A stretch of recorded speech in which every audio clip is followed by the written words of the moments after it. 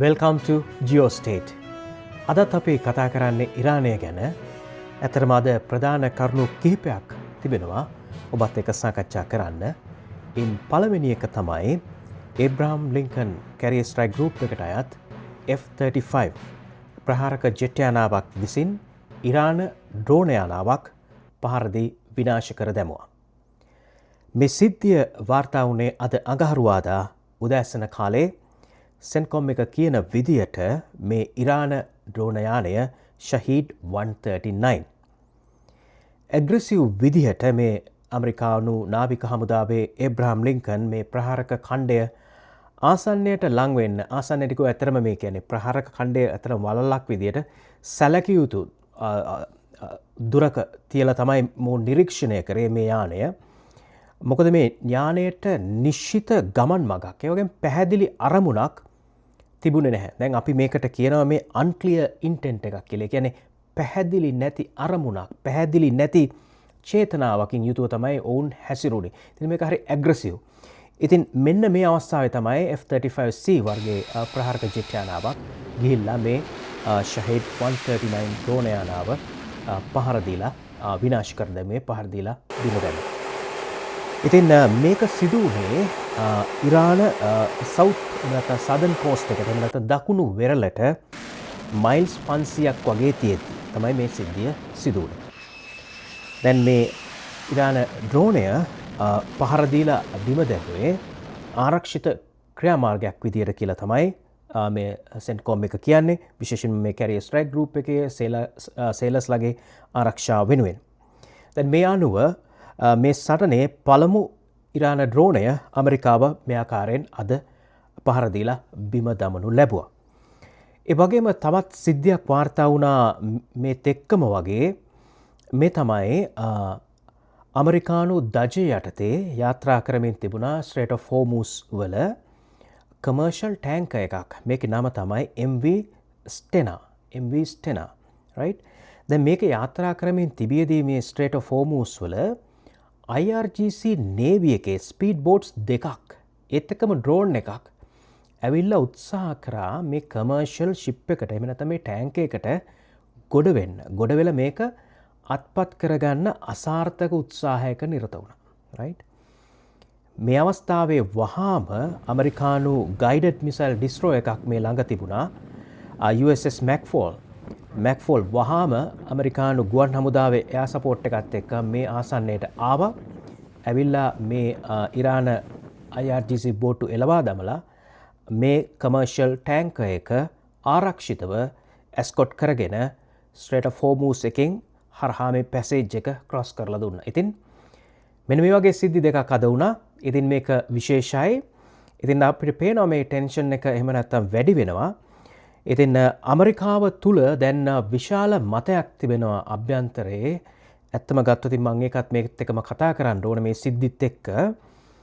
President ට්‍රම්ප්ට දැන් විශේෂයෙන් Republican party එකේ විතරක් නෙමෙයි ඔහුගේ පක්ෂයට විරුද්ධ අය පවා දැන් කියනවා මේ අයතුල්ලා රිජිම් එක හොරතල් කරන්න එපා කියලා.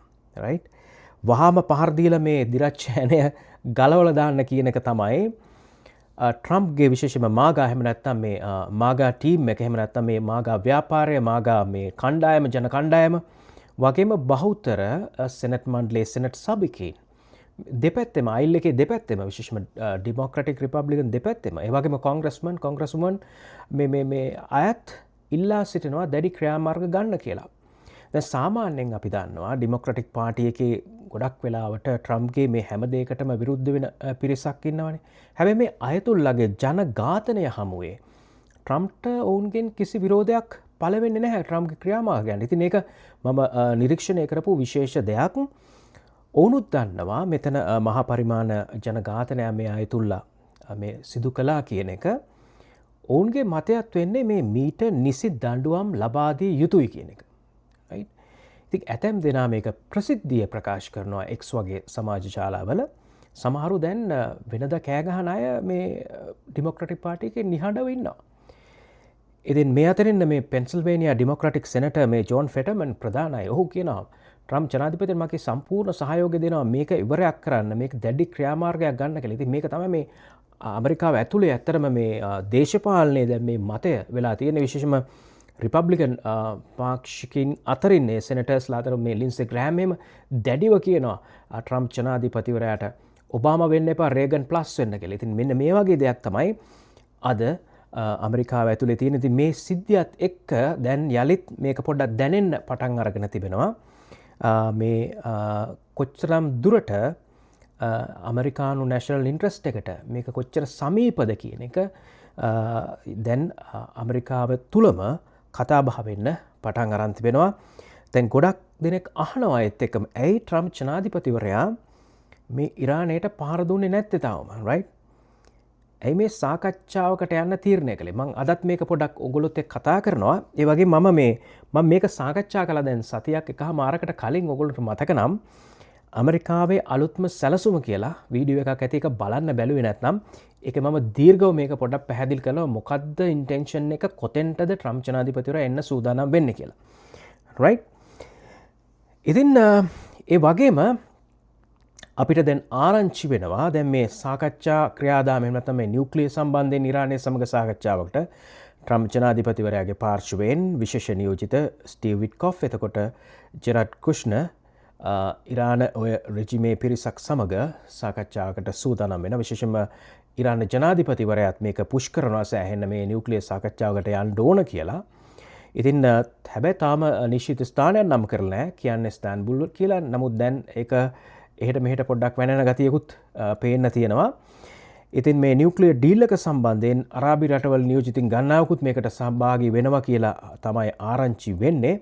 නමුත් මේ සාකච්ඡාව ඉවර වෙනකම් අපිට කියන්න බෑ මේක කෙරෙයිද නොකෙරෙයිද කියලා. අපි බලමු. දැන් මේකෙදි ඇමරිකාව ඉල්ලීම් 4ක් තිබෙනවා. මෙන්න මෙතනටයි මම දැන් ඔයගොල්ලෝගේ අවධානය ගේන්නේ. පළවෙනි එක තමයි සම්පූර්ණ ඉරානයේ නියුක්ලියර් වැඩසටහන නවතා දමන්න ඕන. ඒ වගේම මම කලින් වැඩසටහනකට ඔයගොල්ලෝ කිව්වා එන්රිච් කරපු යුරේනියම් 60%ක් එන්රිච් කරලා තියෙන එතන කිලෝග්‍රෑම් 400 ගණනක් තිබෙනවා. මේ ප්‍රමාණය ඉරාන සන්තකෙන් බැහැර විය යුතුයි කියන මතය ඇමරිකාව ඉන්නවා. ඒ වගේම ඉරානයේ බැලිස්ටික් මිසයිල් ප්‍රෝග්‍රෑම් එකත් නවතා දැමිය යුතුයි. ඒ වගේම මේ ටෙරර් නෙට්වර්ක් එකට ෆන්ඩ් කරන එක උදව් කරන එක වහාම නතර කරන්න ඕන. හිස්බුල්ලාට එතකොට හූතිලාට එතකොට තව ඉන්නේ හමාස් එතකොට ඔය ඉරාකෙත් ඉන්න ඕනේ ෂියා කණ්ඩායම් කීපයක් ඕන්ට අර මුදල් සැපේම වහා නතර කරලා දැමිය යුතුයි. තමයි තුන්වෙනි එක. ඊළඟ එක තමයි මේ ට්‍රම්ප් ජනාධිපතිවරයාගේ මේ රෙජිමයට විරෝධතාකරුවන් මර්ධනය වහාම නතර කළ යුතුයි. මේකත් එක කොන්දේසියක්. ඉතින් ප්‍රධාන කොන්දේසි ඉල්ලීම් එහෙම නැත්නම් කොන්දේසි 4ක් ඇමරිකාව පැත්තෙන් අරගෙන එනවා. දැන් බොහෝ වෙලාවට ඉරානය මේකෙදී එකකට දෙකකට එක ගැවෙන්න පුළුවන් කියන එක තමයි මට හිතෙන්නේ. මොකද බැලිස්ටික් මිසයිල් ප්‍රෝග්‍රෑම් එක නම් වුන් නතර කරන එකක් නැහැ. මොකද මේ ඒ වගේම ටෙරර් නෙට්වර්ක් එකට ෆන්ඩ් කරන එක. අපි හිතමු ටෙරර් නෙට්වර්ක් එකට ඒකලෝ ෆන්ඩ් කරන්නේ නැහැ කියලා. නිකන් හිතලා බලන්න හිස්බුල්ලාට මොකක් හිතේද ඒ වගේ එකක් ආවොත් මේ සාකච්ඡාවේදී කියලා නේද? ඉතින් ඒක නිසා මම හිතන්නේ මේක තරම් දුර යයි කියලා. අපි බලමු. right? ඉතින් මේකේ මේ ඩිප්ලොමැටික් ක්‍රවුඩ් එක ගේන්නේ ඇයි කියන එක තමයි ඊළඟ ප්‍රශ්නය. මම පහුගිය වැඩසටහනේත් මේක කිව්වා මේ ඔයගොල්ලන්ට විස්තර කරලා මම නම් ඇත්තටම විශ්වාස කරන්නේ මේ ට්‍රම්ප් මේ සාකච්ඡා මේ ක්‍රියාදාමය මේකේ අරමුණ නැත්තම් මේ ඉලක්කය තමයි ඒ කියන්නේ විශාල මිලිටරි ඇක්ෂන් එකකට කලින් ඒ සඳහා අවශ්‍ය ජාත්‍යන්තර ඒ වගේම දේශීය යම් නීත්‍යානුකූලභාවයක් ගොඩනගා ගැනීම තමයි මේකේ අරමුණක් වෙන්න පුළුවන්.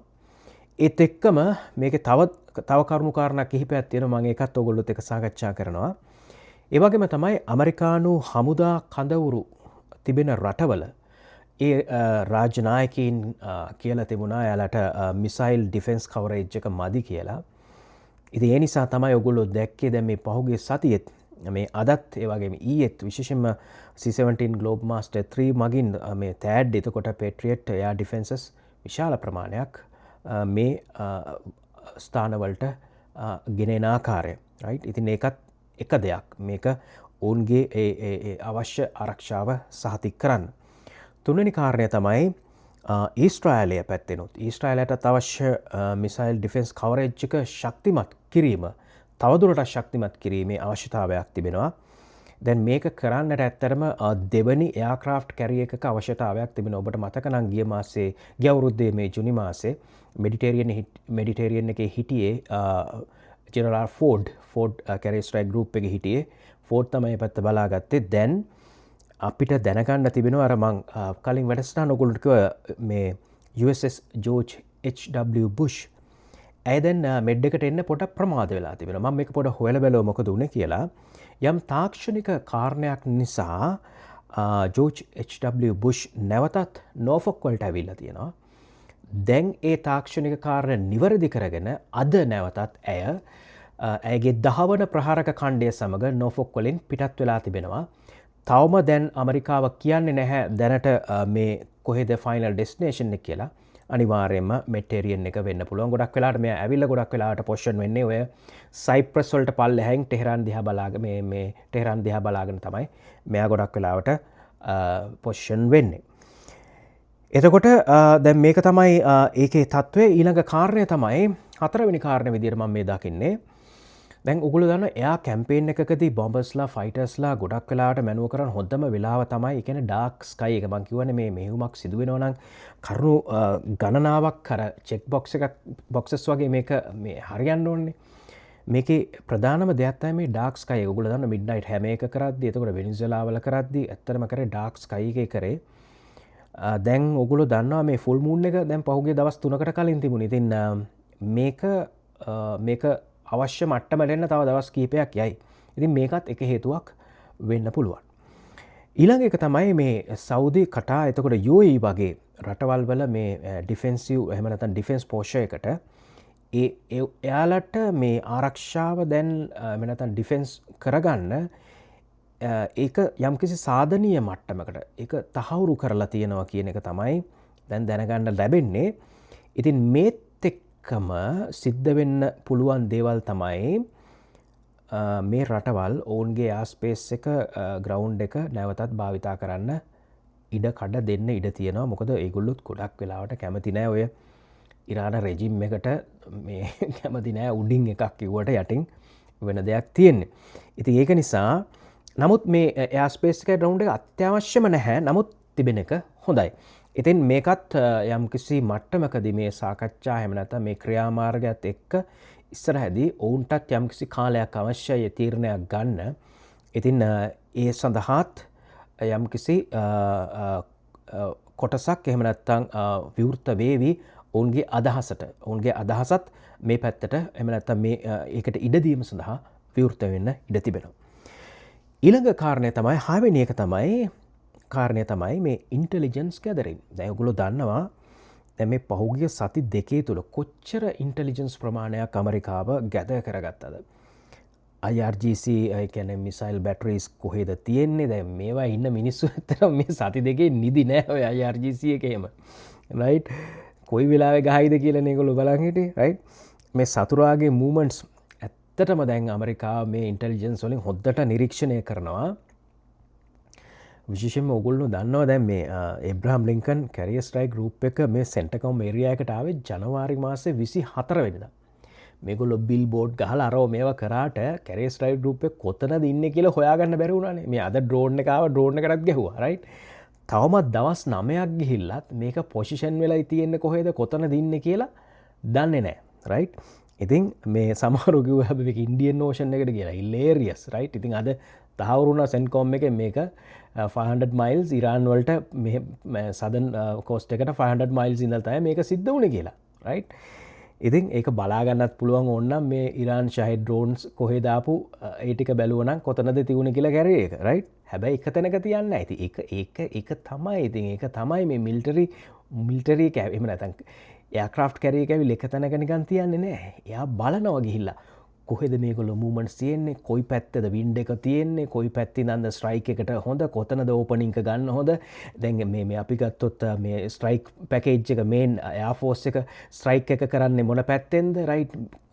මේවා වෙලා මිලිටරි ප්ලෑනින්. රයිට්? ඉතින් ඒක නිසා ආපු ගමන් තිව්වා එහෙම ඉන්නේ නැහැ. රයිට්? ඉතින් මෙයාගේ සෙන්කොම් ඒරියා එකේ මෙයාට ඕන තරම් ඉඩ තියෙනවා ගිහිල්ලා බලන්න මැනුව කරන්න. රයිට්? ඉතින් මෙන්න මේ වගේ තත්ත්වයක් තියෙන. ඉතින් ඔය ඒ කතාවලට ඔගොල්ලෝ අහුවෙන්න එපා ඔය කියන කතාවලට. ඒකත් මම කියන්න ඕනේ මේත් එක්ක. ඉතින් මේත් එක්ක මං හිතුව ඔයගොල්ලොත් එක්ක කතා කරන්න දැන් මේ ඉන්ටෙලිජන්ස් ගැන කතා කරපු නිසා ටිකක් වැඩිපුර ඉන්ටෙලිජන්ස් ගැන කතා කරන්න හිතුවා. මං ඔයගොල්ලන්ට පෙන්වන්නම් මොකක්ද මේ ඉන්ටෙලිජන්ස් කොච්චර වැදගත් වෙනවද කියන එක. රයිට්? ඉතින් ඔයගොල්ලන්ට හොඳ අවබෝධයක් ගන්න පුළුවන් වෙයි මේකෙන්. අපි බලමු ඉන්ටෙලිජන්ස් මෙතඩ්ස් ඉන්ටෙලිජන්ස් කලෙක්ෂන්ස් මෙතඩ්ස් මොනවද තියෙන්නේ කියලා. මං ඉන්ෆෝග්‍රැෆික් එකක් දාන්නම්. ඒකත් එක්ක අපි කතා කරමු. දැන් ඔයගොල්ලන්ට පේනවා පළවෙනි එක මොකද්ද? human intelligence. right? human intelligence. ඒක නමින්ම තේරෙනවානේ. මම මේක මීට කලිනුත් කතා කරා. මං හිතුවා අදත් මේක කතා කරන්න ඕන කියලා. අපි අර ගිය අවුරුද්දේ මේ ඒත් ඉරාන් වල මේ එයාලගේ නියුක්ලියර් බේසස් වලට ගහපු වෙලාව අපි මේ ඉන්ටෙලිජන්ස් ගැන කතා කරා. human intelligence අපිට දැන් පේනවා ඉරාන් ඇතුලේ වෙන දේවල් නේද? මොසාඩ් එක වැඩ වෙන්න පුළුවන්. එහෙම නැත්නම් තවත් IRGC ඉන්සයිඩර්ස් ලගේ ලබා දෙන තොරතුරු. right? එහෙම නැත්නම් මේ IRGC රෙජිමේට විරුද්ධ පාර්ශවයන් කරන වැඩ දැන් අපිට ඉරානයේ ඇතුලේ වෙන පිපිරුවීම් වලින් අපිට දැනෙනවානේ. අපිට පේනවා ඒවා. right? ඒක තමයි ඒවයින් ලැබෙන තොරතුරු වලට තමයි අපි කියන්නේ human intelligence. right? ඊළඟ එක තමයි signal intelligence. SIGINT. right? දැන් මේ signal intelligence කියන්නේ මේක තේරෙනවා මේකත් කතා කරද්දී මේ comms intercept කරනවා. එතකොට අපි ගන්නවා communication signals තමයි ඒකෙදී attack කරන්නේ. ඉතින් ඔයගොල්ලෝ දන්නවා පහුගිය දවස් කීපය පුරාම විශාල ප්‍රමාණයේ ඇමරිකානු මිලිටරි ඇසෙට්ස් ගණනාවක් ආවා මේ සම්බන්ධයෙන් විශේෂඥතාවය තිබෙන. right? ඉතින් ඊළඟ එක අපි බලමු open source intelligence. open source intelligence ඕන කෙනෙකුට ගන්න පුළුවන්. ඒ කියන්නේ ප්‍රසිද්ධියේ මාධ්‍ය මගින් ඒ වගේ දේවල් වලින් එළියට ඇවිල්ලා තියෙන දේවල්. ඉතින් ඒවයින් අපි හොයාගන්නවා පොඩි පොඩි දේවල් මොකක්ද මේ වෙන්නේ කියලා. අන්න ඒ වගේ දේවල් තමයි මේ open source intelligence වලින් කරන්නේ. එතකොට නිවුස් වලින් ඒගොල්ලොන්ගේ වීඩියෝස් වලින් සෝෂල් මීඩියා මෙන්න මේ වගේ දේවල්. මම පොඩි දෙයක් පොඩ්ඩක් ඔබ්සර්ව් කරා මේ පහුගිය දවස් ටිකේ අර අයතුල්ලා මීයෙක් වගේ හිටියේ අර බංකරේ ඇතුළේ පොඩ එළියට ආවනේ. ඇවිල්ලා අර හුයන අර පල්ලියක් තියෙනවනේ ඒකට ගියානේ. right? ඒකෙදි මීගුලින් එළියට ආවට පස්සේ මම දැක්කර මේ මිනිහාගේ පොඩි චකිතයක් තියෙනවානේ. ඒක මූණ බැලුවම සෑහෙන පේනවා. වචන සමහරලාට එක දෙපාර වගේ කියවන ගතියක් තිබුණා. ඒ වගේම මිනිහා දානවර කොළපාට මුද්දක්. දැන් මේ පාරේ මුද්ද තිබුණේ නැහැ කොළපාට එක. මේ පාර තිබුණේ මොනවද? අර දුඹුරු පාට මුද්දක්. හැබැයි මේ මුද්ද හැලෙනවා. මෙහෙම අත උස්සනකොට මුද්ද පල්ලෙහාට එනවා. right? දැන් මෙන්න මේවා තමයි දැන් මම නිරීක්ෂණය කරේ. දැන් මේවා කොහොමද අපිට හම්බුනේ? මේක කවුද දුන්නේ?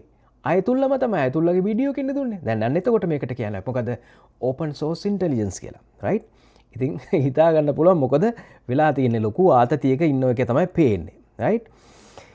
ඊළඟ එක අපි බැලුවොත් ඊළඟ එක තමයි imagery intelligence. ඒකේ වචනේම තේරෙනවනේ. මොනවාද මේ? satellite photos.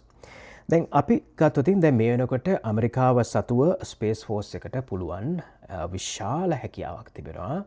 මේ ඉරානයේ මේ වන විට මොනවද වෙන්නේ එහාට මෙහාට වෙන්නේ අඟලට මේ දේවල් නිරීක්ෂණය කරන්න. හරි? ඉතින් මෙන්න මේකත් එක්ක තමයි මේ air defenses. එතකොට radar systems, right? එයාලා මොනවද කරන්නේ? දැන් අලුතෙන් ওই චීනනුත් මොනවද ආවා කියනවනේ. දැන් මේව ඇත්තටම හයි කරලාද? right? මේව ටෙස්ට් කරනවාද? right? මෙන්න මේ දේවල් මේ සැටලයිට් ෆොටෝස් එහෙම නැත්නම් මේ ඉමේජරි ඉන්ටෙලිජන්ස් වලින් ලබා ගන්න පුළුවන්. මම ඔයගොල්ලන්ට තව මේ එක්සැම්පල් එකක් පෙන්නන්නම්. මේ මම අද ගනිපු එකක්. මම ඔයගොල්ලන්ට කිව්වනේ අර මේ ගිය ප්‍රෝග්‍රෑම් එකේ අර ජෝර්ඩන් වල මේ එයාබේස් එකේ මෆ්රෆ් එයාබේස් එකේ මේ F-15 ස්ට්‍රයික් ඊගල්ස්ලා අර 12 ඇවිල්ලා ඉන්නවා කියලා 12ක් පේන්න තියෙනවා. එතකොට A-10 Thunderbolt 2 යාන 9ක් තිබෙනවා. දැන් ඔගොල්ලන්ට මම දාන්නම් මේ මම මේ අද මේක ගත්තේ මේ සැටලයිට් ඉමේජ් එක. මේ තමයි ඒ බේස් එකේ සැටලයිට් ෆොටෝස් දෙක. එකකදී ඔයගොල්ලෝ පේනවා F-15 ස්ට්‍රයික් ඊගල්ස්ලා මේ තියෙනවා. අනිත් එකේ මේ අනිත් පැත්තේ ඔයගොල්ලන්ට පේනවා මේ Thunderbolt 2 9ක් තිබෙනවා. ඉතින් මෙන්න මේ වගේ මේ ඉමේජරි ඉන්ටෙලිජන්ස් වලින් ගොඩක් දේවල් ගන්න පුළුවන්. ඉතින් මේකත් ඉතාම වැදගත්. ඊළඟ එක තමයි අපි ගමු ජියෝපාර්ෂල් ඉන්ටෙලිජන්ස්. ජියෝපාර්ෂල් ඉන්ටෙලිජන්ස් කියන්නේ මේ මැපින් ඇනලිසිස් එකක්. ඇත්තටම ගත්තොත් ඉතින් ඕගොල්ලන්ට මතකද මම අර ගිය අවුරුද්දේ ඔය මේ ෆෝඩෝ නටාන්ස් වලට ගහද්දි මේක ඉතාම වැදගත් කියලා කිව්වා. මේ ජියෝපාර්ෂල්. ඒ කියන්නේ මේ භූමියේ වෙනස් වීමත් සමග මේක කරන දීර්ඝ ක්‍රියාවලියක් තමයි මේ ජියෝපාර්ෂල් ඉන්ටෙලිජන්ස් කියන්නේ. right? දැන් අපි මේකත් දැක්ක මේ පහුගියදා නිකුත් වෙච්ච ඡායාරූප. හැබැයි ඒක ඉමේජරි ඉන්ටෙලිජන්ස් වලටත් යනවා. නමුත් මේක සීරීස් එකක් විදිහට ගත්තොත් ඒක ජියෝපාර්ෂල් වලට ගන්න පුළුවන් වෙන්නේ. ඒ කොහොමද දැන් ඔය නටාන්ස් වලයි ඉස්ෆහාන් වලයි අර බොම්බ් කරපු තැන්වල එහෙම නැත්නම් ඒ විනාශ වෙච්ච තැන්වල තර්මොහොක් වැදිච්ච තැන්වල ඒ බිල්ඩින්ග්ස් විනාශ වෙලා තිබුණා. ඒක ඇතුළට කඩාගෙන ගිහිල්ලා ඒ බිල්ඩින්ග්ස් ඒගොල්ලෝ නැවත පොඩ්ඩක් හදලා වහලවල් ගහලා තිබුණා අලුතෙන් සුදු පාටට.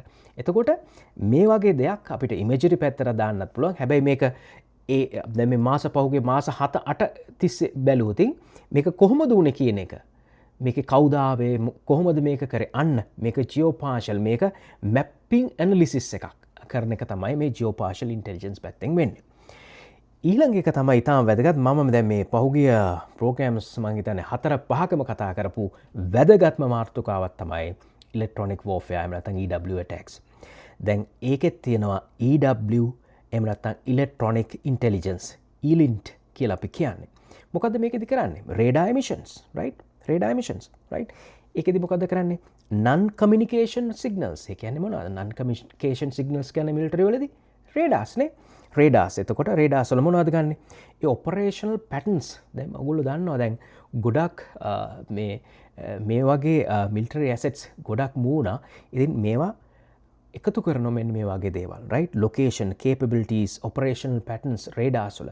ඉතින් මේකත් ඉතාම වැදගත්. ඉතින් මෙන්න මේ වගේ දේවල් තමයි අපිට intelligence collection methods විදියට හඳුනා ගන්න පුළුවන්. ඉතින් ඇමරිකානු හමුදාවන් ඉතින් මේ ඉරානය සම්බන්ධයෙන් මෙන්න මේ වගේ දැවැන්ත ඉන්ටෙලිජන්ස් ප්‍රමාණයක් දැන් එකතු කරගෙන ඉන්නේ. right. ඒත් එක්කම අපි දැන් සූදානම් ඕගොල්ලන්ට මතක් කරන්න දැන් ඇමරිකාවේ සහ ඊස්ට්‍රායලයේ ආරක්ෂක ප්‍රධානීන් දෙදෙනා විශේෂයෙන්ම ඔගොල්ලෝ දන්නවා ඇමරිකාවේ US Joint Chief Chairman General Dan Kane ඒ වගේම ඊස්ට්‍රායලයේ IDF Chief of Staff Lieutenant General EL Zamir අතර හමුවක් පසුගිය සිකුරාදා පෙන්ටගන් වලදී පැවැත්වුණා. ඉතින් මේකෙදී මේ මිලිටරි ප්ලෑනින් ගොඩක් දේවල් සාකච්ඡා වෙලා තිබෙනවා. අපිට දැන් වාර්තා වෙනවා ඊස්ට්‍රාලය ඇමරිකාවෙන් ඉල්ලලා තිබෙනවා කියලා ග්‍රීන් ලයිට් එක දෙන්න කියලා ඉරානයට ඉන්ඩිපෙන්ඩන්ට් ඇටැක් එකක් කරන්න, ස්ට්‍රයික් එකක් කරන්න. ගොඩක් වෙලාවට ඉරාන් වල බැලිස්ටික් මිසයිල්ස් එතකොට නියුක්ලියර් මේ රිලේටඩ් දේවල් වලට තමයි මේ ඇටැක් එක කරන්න ඉල්ලලා තිබෙනවා කියලා අපිට වාර්තා වෙන්නේ. right. ඒත් එක්කම දැන් මේ negotiations ගැන අපිට තව ඉස්සරහදී කතා කරන්න පුළුවන් වේවි. දැන් අර මම කිව්වා වගේ දැන් මේක කරුණු කාරණා කිහිපයක් මේ negotiation පසුපස තිබෙනවා. ඉතින් ට්‍රම්ප්ගේ අරමුණ විශාල මිලිටරි ඇක්ෂන් එකක් මේ ඉලක්කයට යන්න කලින් එහෙම නැත්නම් නීත්‍යානුකූලභාවයක් ගොඩනගා ගැනීම වෙන්න පුළුවන්. ඒ වගේම අර ඇමරිකාවට තියෙන ඇමරිකානු කඳවුරු මේ රටවල් වල තියෙන ඇමරිකානු කඳවුරු වල මිසයිල් ඩිෆෙන්ස් කවරේජ් එක යම්කිසි ප්‍රමාණයක වැඩි කර ගැනීමට අවශ්‍යතාවය වෙන්න පුළුවන්. එතකොට අපි දන්නවා දෙවෙනි එයාක්‍රාෆ්ට් කැරියර් එක USS George H.W. Bush මෙඩ් එකට එනකන් ඉන්න පුළුවන්. කොහොමද තව දවස් 7-8ක් යාවි මෙඩ් එකට එනවනම්. එතකොට බොම්බස්ලාට අවශ්‍ය වෙන සාධක වලින් එකක් තමයි ඔය ඩාර්ක් ස්කයි එක. ඉතින් මේකත් සැලකීමට ලක් වෙන්න පුළුවන්. ඊට පස්සේ සෞදි කටා යම්කිසි ආරක්ෂාව සම්බන්ධයෙන් ඔවුන් පරිසාදනීය මට්ටමකට ආව කියලා තහවුරුවක් ලැබුණාට පස්සේ ඔවුන්ගේ එයා ස්පේස් එක ග්‍රවුන්ඩ් එක අවශ්‍ය විදියට ලබා දෙන්න එකඟ වෙන්න පුළුවන්. ඒක කියන්නෙම නැතුව. ඊට අමතරව ඊළඟ එක තමයි අපි කතා කරේ මේ ඉන්ටෙලිජන්ස්. කොහොමද මේ ඉන්ටෙලිජන්ස් වැදගත් වෙන්නේ? කොහොමද මේ ගැදර් කරලා තියෙන්නේ? කොහොමද මේක පාවිච්චි කරන්නේ? ඉතින් අපිට පේනවා දැන් මේ නෙගෝෂියේෂන් කව එක ගොඩක් වෙලාවට අරගෙන මේ ඩිප්ලොමැටික් රවුට් එකේ යම් කිසි ආකාරයක ෆේල් වුණොත් බොහෝ දුරට ට්‍රම්ප් සූදානම් ලාර්ජ් ස්කේල් ඇටැක් එකට යන්න සූදානම් කියන එක තමයි අපිට පැහැදිලි වෙන්නේ. right? අපි බලමු.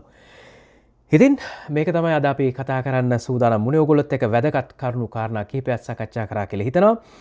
එහෙනම් අපි හමු වෙනවා ඊටමත් ඉක්මනට අන්ෆෝල්ඩ් වෙන තොරතුරුත් එක්ක. ඔයගොල්ලන්ට ආදරෙන් ආරාධනා කරනවා අපේ channel එක sub කරන්න. ඉතින් අපේ channel එක subscribe කරන්න. එහෙනම් අද අපි ගිහිල්ලා එන්නම්. එකතු වෙලා හිටපු ඔයගොල්ලෝ හැමෝටම thank you so much.